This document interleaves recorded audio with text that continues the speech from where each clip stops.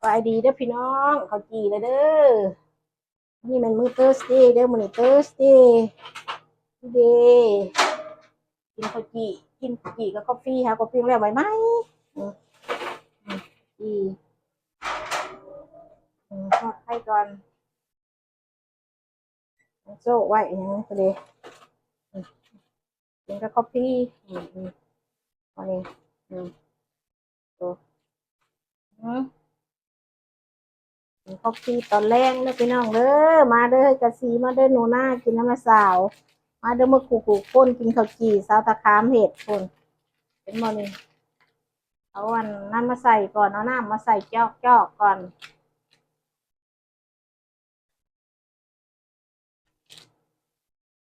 น้ำห่อนถอกใส่จอก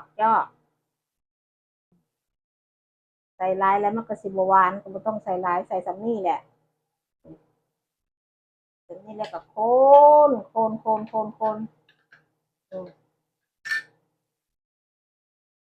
ข้าวพี่กับข้าวพี่ตอนแรกเลยพี่น้องทำปกติก็จะกินตอนเช้าก่อนตอนเช้าก่อนก็กินตอนแรกก่อนก็กินอืมอ่าฮักข้าวจีก่อนเด้อยังไงนี่เพิ่นข้าวจีซาวตะคามนี่บ่แม่นข้าวจีผู้ใดเด้อข้าวจีซาวตะคามของซาวตะคามเฮ็ดนี่เด้อืมเพิ่น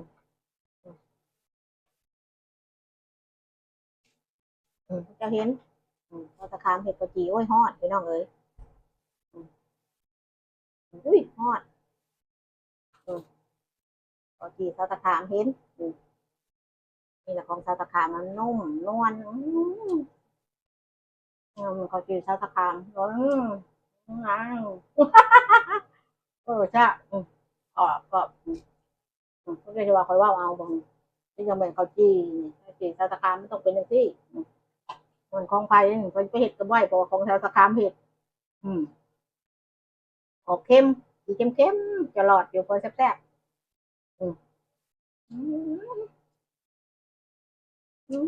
ครับ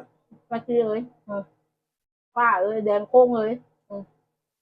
น้อยเอ้ยกะจีนะไพ่ แอบมาเด้ออยู่เมืองลงเมืองลาวก็ได้กินน้ำสาวตะคามเด้ออืมบ้านตะคามมันอยู่ไซกันทำอยู่นี่แหละ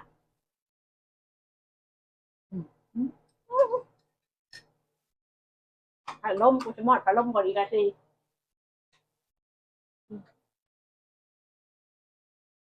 อารมณ์มัน